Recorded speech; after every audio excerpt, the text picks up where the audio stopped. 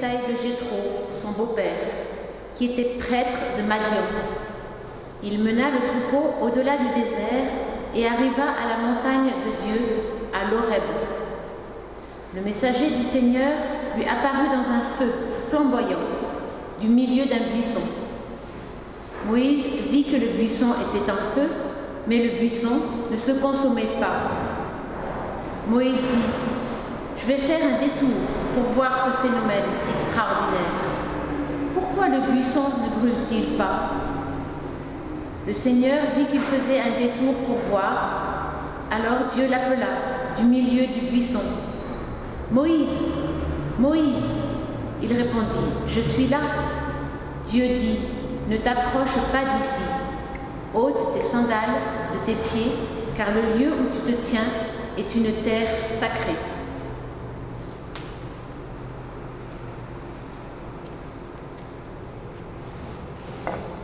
Frères et sœurs,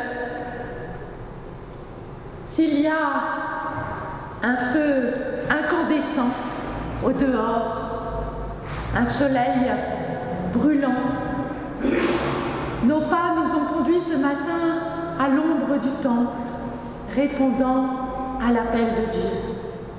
C'est une parole qui ne se consume jamais, qui s'offre à nous ici et maintenant, une parole brûlante qui ne nous brûle pas. Mettons-nous en présence de Dieu, ôtons de nos âmes les préoccupations du dehors, ôtons de nos cœurs les bruits du monde, comme Moïse ôta les sandales de ses pieds.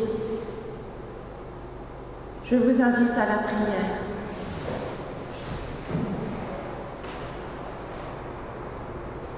Seigneur notre Dieu, nous voici là, réunis devant toi, assoiffés d'amour, de réconfort, en quête d'une parole vivifiante. Par ton esprit, ouvre-nous au mystère de ta présence. Amen. Et nous chantons: Viens, esprit de sainteté.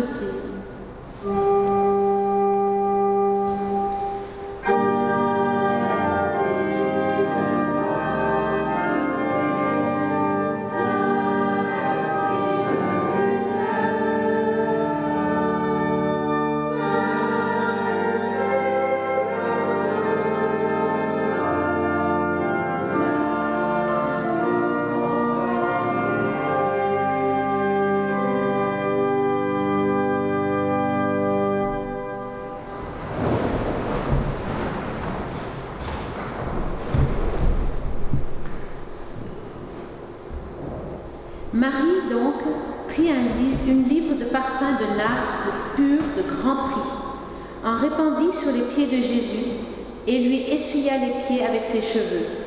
La maison fut remplie de l'odeur du parfum. Frères et sœurs, à la suite de Marie de Béthanie, nous nous prosternons aux pieds du Christ pour lui dire, avec nos chants, tout notre amour et toute notre reconnaissance.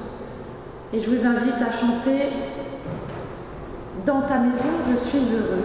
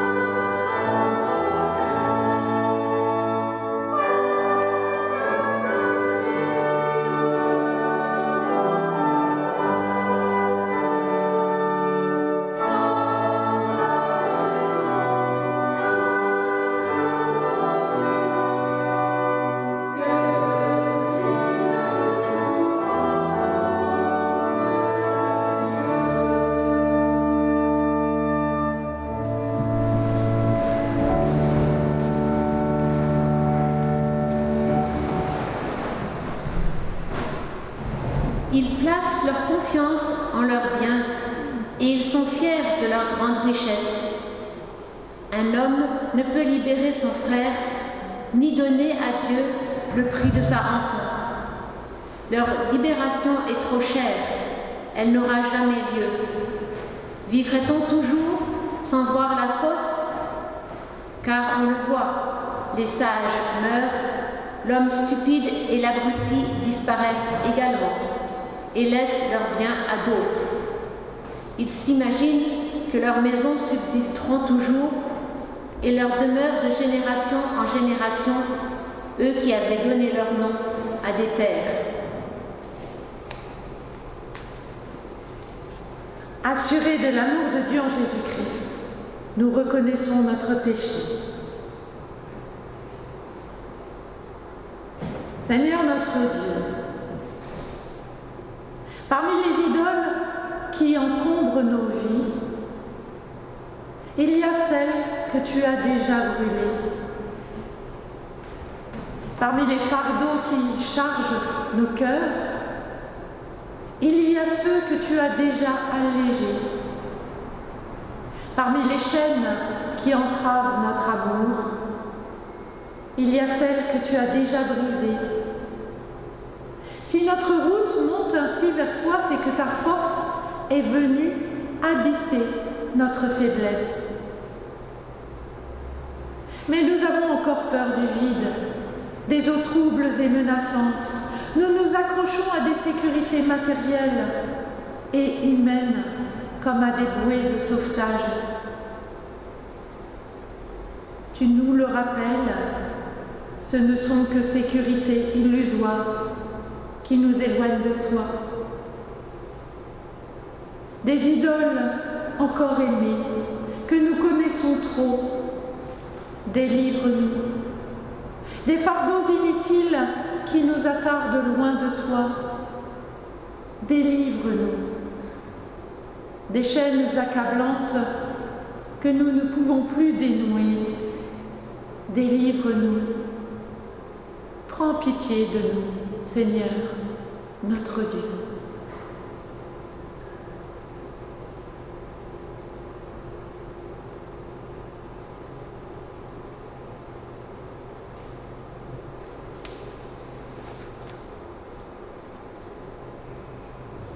Dieu me libérera du séjour des morts, car il me prendra. Frères et sœurs, le salut ne vient pas de notre propre mérite. Il est un don de Dieu. Il ne vient pas de nos œuvres humaines, car personne ne saurait se glorifier de ses actes. C'est par grâce que nous sommes sauvés, par le moyen de la foi. Que Dieu nous mette au cœur l'assurance de son pardon qui relève et nous le signifions en nous levant. Et que Dieu nous donne de marcher vers son royaume. Écoutons donc ce que Dieu veut pour nous et nous donne la force de faire. Si donc je vous ai lavé les pieds, moi, le Seigneur et le Maître, vous aussi, vous devez laver les pieds les uns aux autres. Car je vous ai donné l'exemple, afin que vous aussi, vous fassiez comme moi, j'ai fait pour vous. Amen, amen, je vous le dis. L'esclave n'est pas plus grand que son maître, ni l'apôtre plus grand que celui qui l'a envoyé. Si vous savez cela, heureux êtes-vous pour vous que vous le fassiez.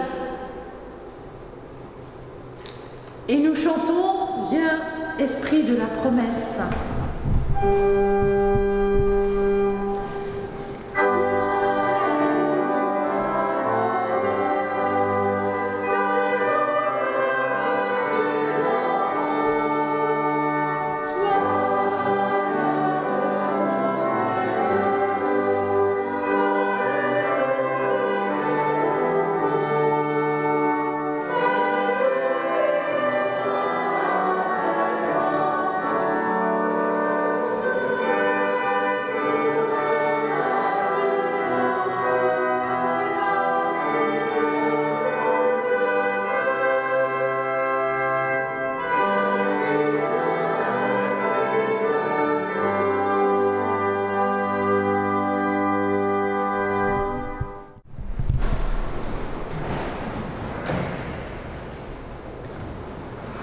vous invite à la prière.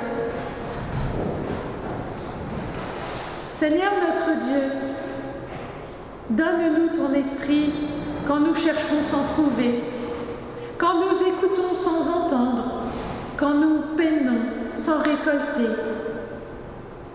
Donne-nous ton esprit, alors le ciel s'ouvrira au-dessus de chacun de nous, et en nous, nous entendrons ta parole, une parole qui nous fait vivre.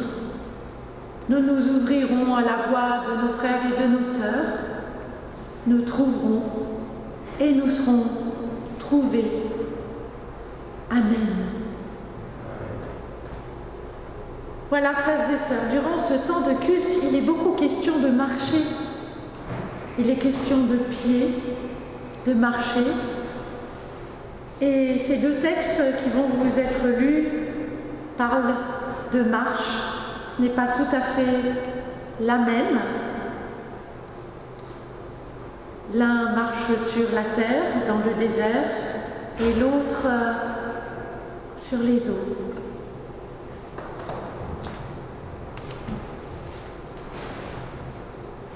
Le premier texte est dans 1 Roi, chapitre 19, versets 8 à 13. Élie se leva, mangea et but. Avec la force que lui donna cette nourriture, il marcha 40 jours et 40 nuits jusqu'à la montagne de Dieu, l'Horeb. Là-bas, il entra dans la grotte et y passa la nuit.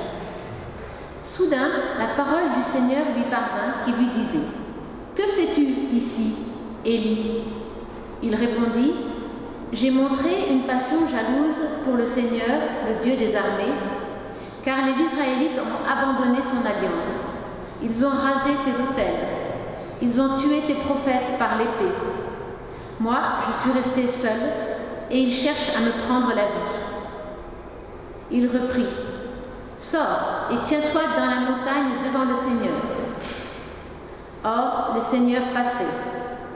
Un grand vent, violent, arrachait les montagnes et brisait les rochers devant le Seigneur. Mais le Seigneur n'était pas dans le vent. Après le vent, ce fut un tremblement de terre. Mais le Seigneur n'était pas dans le tremblement de terre. Après le tremblement de terre, un feu. Le Seigneur n'était pas dans le feu. Enfin, après le feu, un calme, une voix ténue. Quand Élie l'entendit, il s'enveloppa le visage dans son manteau, sortit et se tint à l'entrée de la grotte. Soudain, une voix lui dit : « Que fais-tu ici, Élie ?» Le deuxième texte est dans Matthieu, au chapitre 14, les versets 22 à 33. Ensuite, Jésus obligea les disciples à monter dans le bateau et à le précéder sur l'autre rive, pendant qu'il renverrait les foules. Après avoir renvoyé les foules, il monta sur la montagne pour prier, à l'écart. Le soir venu, il était encore là, seul. Le bateau était déjà à plusieurs stades de la terre, malmené par les vagues, car le vent était contraire. À la 4e veille de la nuit, il vint vers eux en marchant sur la mer. Quand les disciples le virent marcher sur la mer, ils furent troublés et dirent : « C'est un fantôme !» Et dans leur crainte, ils poussèrent des cris. Jésus leur dit aussitôt : « Courage, c'est moi, n'ayez pas peur. » Pierre lui répondit : « Si c'est toi, ordonne-moi de venir vers toi sur les eaux. » « Viens, dit-il. Pierre descendit du bateau, marcha sur les eaux et vint vers Jésus. Mais en voyant que le vent était fort, il eut peur. Et comme il commençait à couler, il s'écria : « Seigneur, sauve-moi !» Aussitôt Jésus tendit la main, le saisit et lui dit : « Homme de peu de foi, pourquoi as-tu douté ?»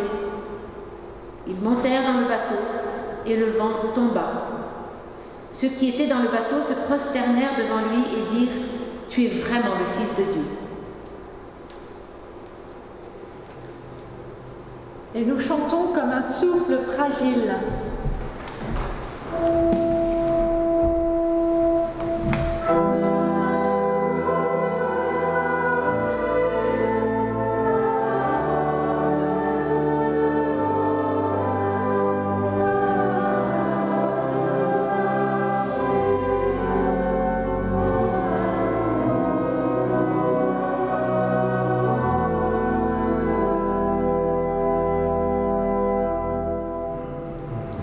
dois mettre mes lunettes là-haut. Je vais essayer de ne pas trop lire mon texte aujourd'hui, ce qui est pour moi un peu comme marcher sur les eaux, mais je me suis un petit peu entraînée. Voilà. Je vais commencer par vous raconter une histoire qu'on raconte normalement entre pasteurs, parce qu'il est question de grands théologiens. Mais la barbe avec les grands théologiens, on va parler de nous, avec notre théologie. Alors on va dire que il y a 3 hommes dans un bateau. 3 hommes? Oui, 3 hommes. Allons-y, 3 hommes. Ça aurait pu être 3 femmes, mais non, là c'est 3 hommes. Il s'agit d'un chrétien, plutôt évangélique. Il y a avec lui un chrétien plutôt libéral, enfin on va dire des protestants, un protestant évangélique, un protestant plutôt libéral et un protestant plutôt sociologique. On est chrétien on est protestant de père en fils, mais bon, on ne sait pas très bien où on en est au niveau de la foi. Alors voilà, ils sont tous les 3 dans le bateau, en train de pêcher. Et puis évidemment en train de discuter. Voilà, ils sont partis tôt le matin, le soleil se lève, on est en plein été comme ici. Et puis vers 10 heures, ça chauffe et ils ont soif. Alors, ils se regardent ensemble, puis le protestant évangélique dit « Allez, vous inquiétez pas, je vais aller chercher des bières au bord de l'eau. » Il sort du bateau, pouf, pouf, pouf, il marche sur l'eau, il prend des bières, il revient, hop, il s'assoit dans le bateau et il boit. Oh, bah dites donc, c'est quand même chouette, hein? Ça se passe bien comme ça, il continue, la journée se passe, voilà, il est 11h30, midi, il fait toujours très chaud, puis là, ça commence à creuser. Alors l'évangélique regarde les 2 autres, puis dit bon, bah, c'est à votre tour hein, maintenant. Qui va aller chercher à manger, à boire? Alors, le libéral, il se dit, bon, allez, il va falloir que j'y aille quand même. Sinon, ça l'affiche mal. Hein. Donc, il se met au bord du bateau, il sort un pied, il le pose sur l'eau, et puis il sort le deuxième, et il marche tout doucement comme ça, il va jusqu'à la berge, il prend quelques bières, des sandwichs qu'ils avaient préparés, et hop, il revient. Et hop, la joyeuse troupe continue, ils mangent, ils pêchent, etc. Surtout, ils sont contents d'être ensemble, puis vers 4 heures, encore soif, encore chaud, et tout. Et là, les 2 autres regardent le troisième en disant « Ah ah, c'est à toi !» Et là, se dit, il va falloir que j'y aille. Alors, il pose un pied dans l'eau, il l'enlève, il plonge, il va à la nage, il ramène des bières dans un petit sac à dos, hop, et puis il revient à la nage dans le bateau, et ils continuent leur journée. L'histoire n'est pas tout à fait comme ça normalement, mais je l'ai arrangée à ma sauce. Voilà. Du coup, je me disais, en écoutant cette histoire, comment l'interpréter? Est-ce que Jésus a vraiment marché sur les eaux comme ça? Est-ce que Pierre l'a rejoint, etc. Selon notre théologie, on ne va peut-être pas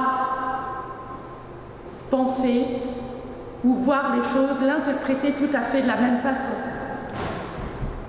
Alors je me suis dit, mais comment est-ce qu'on fait pour marcher sur les eaux? Et je me suis dit, mais peut-être qu'on fait comme quand on apprend à marcher. Je ne sais pas si vous voyez, mais vous qui avez des enfants, ou des petits-enfants, ou des petits-neveux, regardez comment ça se passe quand on apprend à marcher. La première chose qu'il faut, c'est un modèle. Parce que ça marche avec le mimétisme. Donc c'est parce qu'on a vu ses parents, ses grands-parents, ses frères et sœurs, son entourage marcher, qu'on a envie de faire la même chose et qu'on se dit que c'est possible. Donc, 1, le mimétisme. 2, évidemment, il va y avoir un petit accompagnement quand l'enfant va commencer à vouloir marcher. Mais le plus important, 2, pour que l'enfant vraiment prenne son élan et vienne, on va se mettre à sa hauteur et on va faire « Viens !» On se met en face de lui et on l'appelle. « Viens, viens mon enfant !» Donc, la deuxième chose, c'est l'appel. La troisième chose, c'est d'être poussé, encouragé. Il y a bien sûr toujours quelqu'un qui est derrière l'enfant, qui le tient par la main et qui va l'accompagner le plus loin possible jusqu'à ce que l'enfant n'ait plus qu'à faire un pas, peut-être, pour atteindre les bras du parent devant. Donc il faut être poussé. Et puis dernière chose, eh bien, il faut être valorisé dans ses victoires. Pour avoir confiance, il faut être valorisé dans cette victoire et non pas souligné dans ses échecs. Voilà. Je cherche un petit peu mes mots quand même. Voilà. Donc il faut pas être blessé parce qu'on a échoué. Donc il faut être toujours encouragé parce qu'un petit pas, eh bien c'est déjà ça. Et c'est parce qu'on est beaucoup tombé quand on était tout petit qu'on a pu apprendre à marcher. C'est parce qu'on n'a pas eu peur de tomber qu'on a pu apprendre à marcher.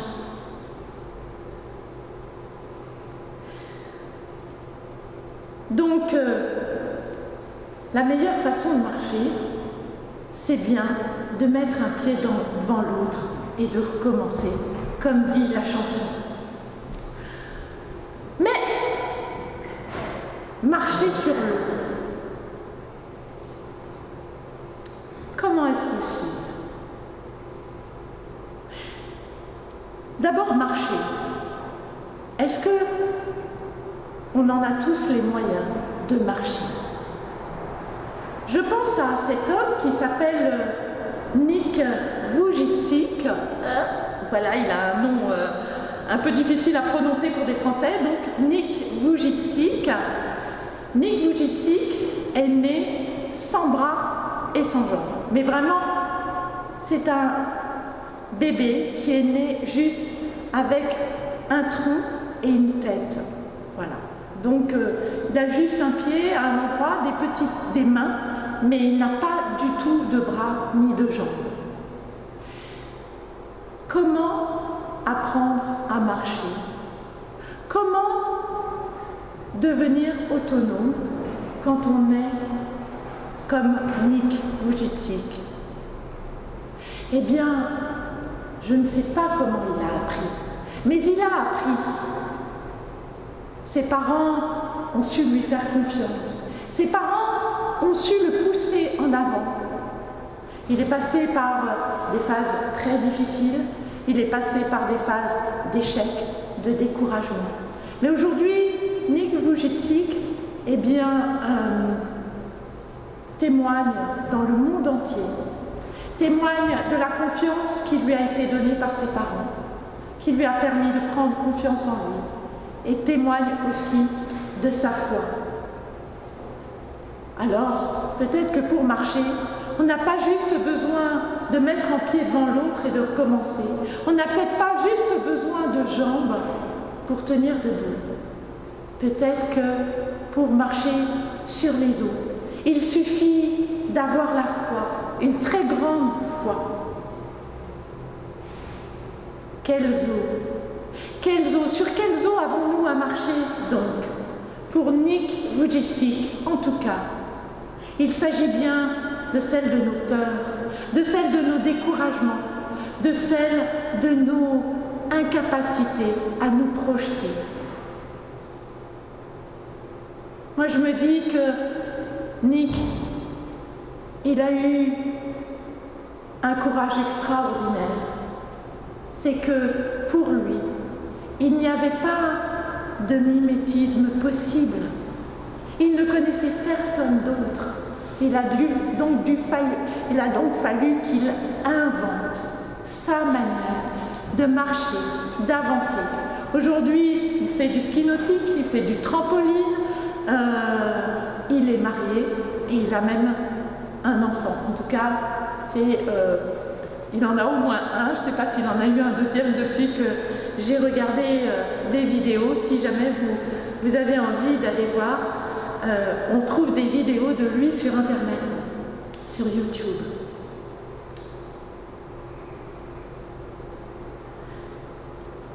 Oui, si ces eaux sont celles de nos peurs, on peut se dire que certains ont tellement peur qu'ils ne vont même pas sortir du port avec leur bateau.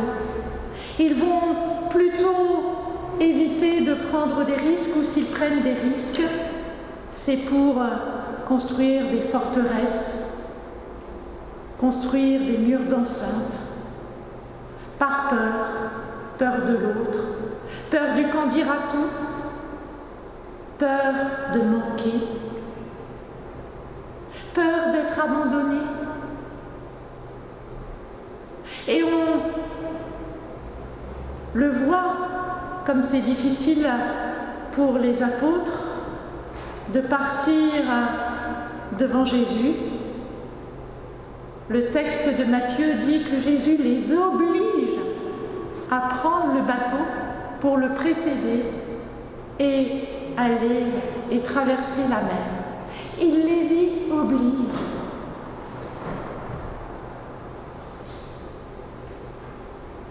Mais Pierre, lui, n'est pas obligé d'aller sur les eaux. Pierre ne demande qu'à sortir du bateau pour faire comme le Christ. On a là bien le mimétisme. Et que fait Pierre quand il a envie de sortir du bateau pour imiter le Christ? Il lui dit: appelle-moi, si tu es vraiment Jésus, appelle-moi. Et on a là Jésus qui fait: viens, viens me rejoindre, viens Pierre. Vous voyez? Viens. Et Pierre ose sortir du bateau. Il fait confiance à cette voix qui l'appelle. Il ose et il y va. Et derrière Pierre, il y a les apôtres qui sont certainement, enfin les autres disciples, qui sont certainement là en train de retenir leur souffle. Et peut-être même, j'ai envie de dire, qu'ils poussent. Ils encouragent Pierre. Certes, ils sont restés à l'intérieur, mais ils ont envie que Pierre réussisse.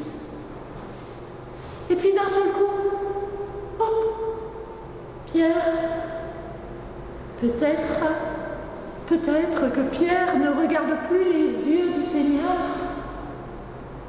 parce qu'il y a ça aussi qui est important dans la marche, dans l'équilibre, c'est le regard.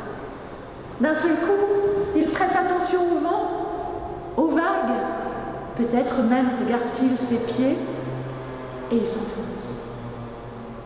Au secours! Et Jésus vient le sauver. Alors, frères et sœurs, j'ai envie de dire, qu'en est-il de nous-mêmes? Quel est notre appel? Vers quoi nous sentons-nous appelés? On ne le sait pas toujours très bien. Alors peut-être qu'on peut lui demander: Seigneur, appelle-moi, dis-moi à quoi tu m'appelles. Quels sont les talents que tu m'as donnés pour aller vers toi? Quelles sont les jambes que tu m'as données? quels sont les bras, les mains, quels sont les moyens, mais surtout, surtout, donne-moi la foi pour aller vers le meilleur de soi-même, pour aller vers soi avec confiance, quitter ses sécurités, ses zones de confort, quitter le port, peut-être quitter le bateau, avec les moyens qui nous sont donnés, marcher sur l'eau, nager. Ce que je ne vous ai pas dit, c'est que lorsque les 3 hommes se sont retrouvés dans le bateau, le deuxième a dit au premier, quand même, on a été un peu vache, hein. On aurait pu lui dire qu'on avait posé des pierres sous l'eau. Et le premier de lui dire, quelle pierre? Alors voilà. En tout cas, chacun est revenu avec des bières et chacun y est allé par les moyens qui lui étaient donnés. Qu'en est-il de notre Église? Quel est son appel? Vers quoi doit-elle aller? Quels doivent être ses projets? Quelle est sa vision? Nous confondons parfois l'Église avec une forteresse. Parfois, nous aimerions rester là, ensemble, dans notre petite serre bien chaude. Ne pas changer, ne pas ouvrir. Et surtout, garder les mêmes rites, les mêmes, nos habitudes.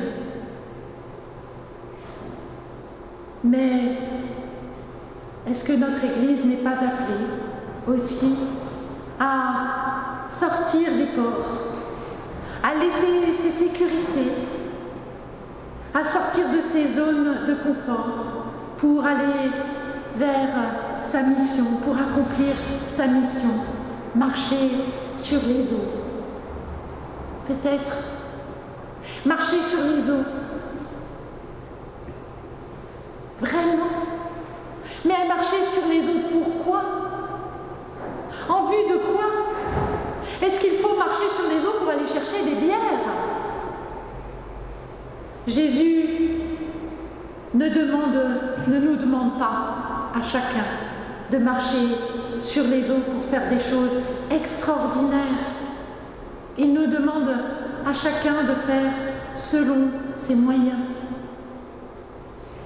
Ainsi, Élie, après avoir fait des choses extraordinaires dans son peuple, il a organisé un concours d'holocauste, un concours entre les grands prêtres de Baal et lui-même, entre Baal et Yahvé.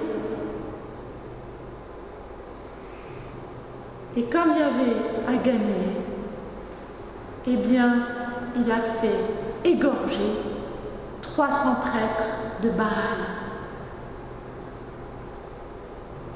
Élie est alors déprimé. Il marche et il part au désert. Il est en train de couler. De couler, mais de couler au fond de la mer. Il n'appelle même plus au secours. Il n'a qu'une envie, c'est de couler. Et Dieu va venir le repêcher. Il va venir le repêcher. Il lui demande ce qui ne va pas, et en fait, ce qui ne va pas, c'est que Élie, eh bien, se trouve tout seul. Il se sent seul, complètement seul. On n'a pas lu la suite du texte, mais finalement, ce qui va remettre Élie en route, c'est que Dieu va l'envoyer vers d'autres. Il va l'envoyer vers d'autres croyants de Yahvé. Il va l'envoyer vers Élisée. Il va l'envoyer vers un roi à oindre. Quand Pierre se met à couler. Il est seul, lui aussi. Alors Jésus va le repêcher. Il va le repêcher, mais il ne demande pas aux autres de le rejoindre. Non. Il va raccompagner Pierre dans la barque et il va y monter, lui aussi. Certes, peut-être certains d'entre nous sont-ils appelés parfois à sortir du bateau pour marcher sur l'eau, mais pas pour y rester. Ce qui importe surtout, c'est que nous voguions ensemble. Même parfois que nous y soyons un peu obligés par le Seigneur, parce que ce n'est pas toujours évident. Mais ce qui est important, c'est que nous soyons ensemble dans le même bateau pour aller vers le lieu que Jésus nous a indiqué, sachant qu'il est soit devant nous pour nous appeler et nous dire « Viens, viens mon enfant », soit qu'il est dedans, dans le bateau, même si parfois on a l'impression qu'il est endormi, on peut toujours le réveiller, soit qu'il est derrière nous pour nous pousser, nous envoyer, soit qu'il est à nos côtés, sachant que, quoi qu'il en soit, Jésus ne nous abandonne jamais. Amen.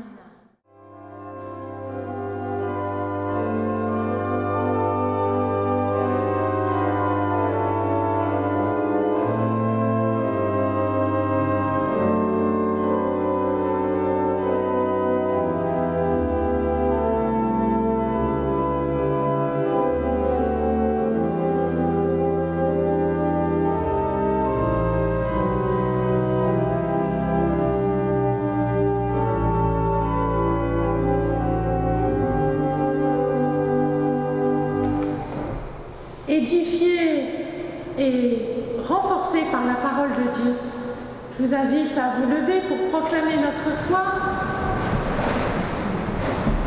Nous allons la proclamer en chantant ce cantique « Ô Dieu, tu es fidèle ».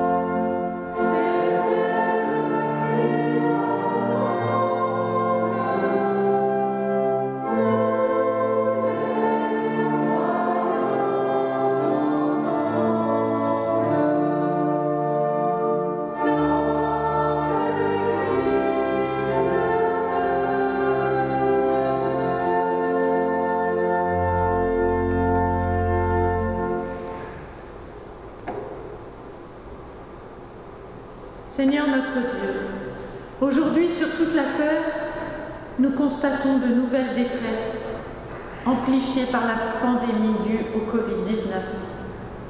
Migration des populations, catastrophes écologiques, économiques, pauvreté, guerre, chômage qui s'accroît, violence, montée du racisme, menace de communautarisme et de l'égoïsme.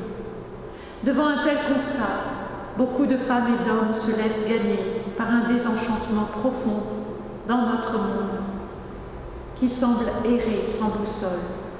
Cela occulte la perspective du bien commun et de l'avenir.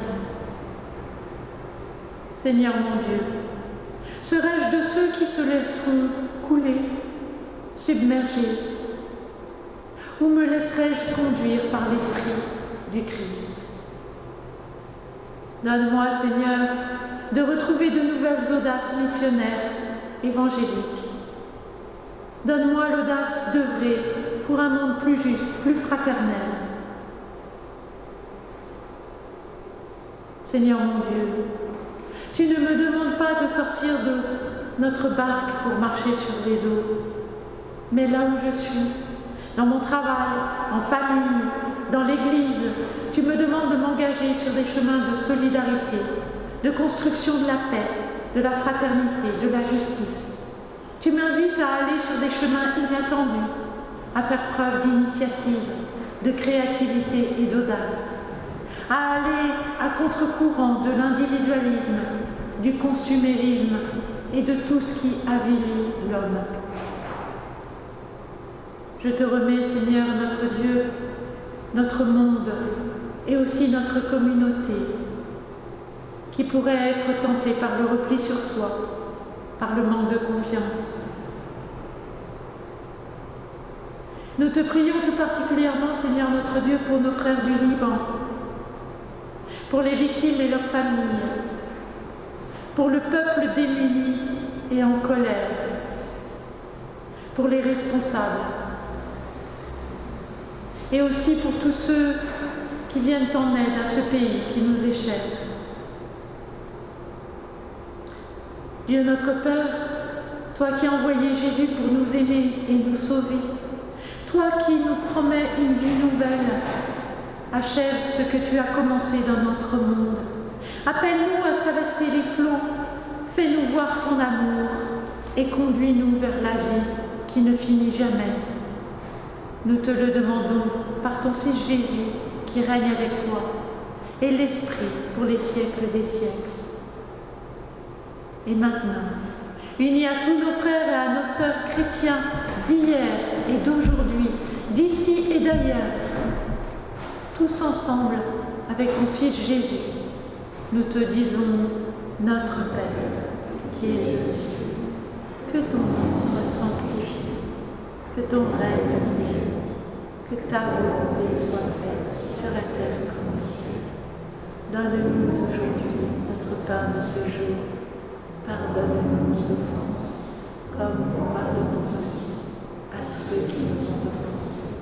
Et ne nous laisse pas entrer en tentation, mais délivre-nous du mal, car c'est à toi qu'appartiennent le règne, la puissance et la gloire, pour les siècles des siècles. Amen.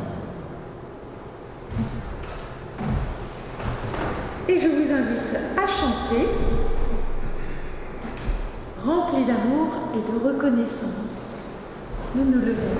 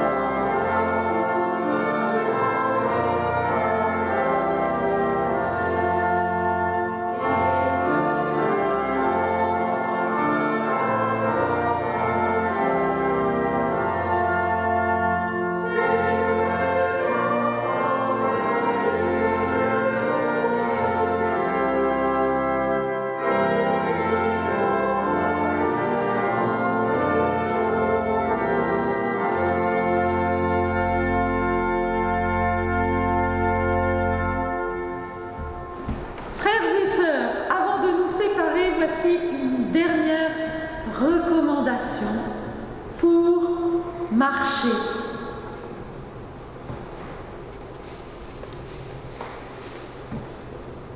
Mettez pour chaussures à vos pieds les bonnes dispositions que donne la bonne nouvelle de la paix. Prenez en toutes circonstances le bouclier de la foi, avec lequel vous pourrez éteindre tous les traits enflammés du mauvais. Prenez aussi le casque du salut et l'épée de l'esprit, qui est la parole de Dieu.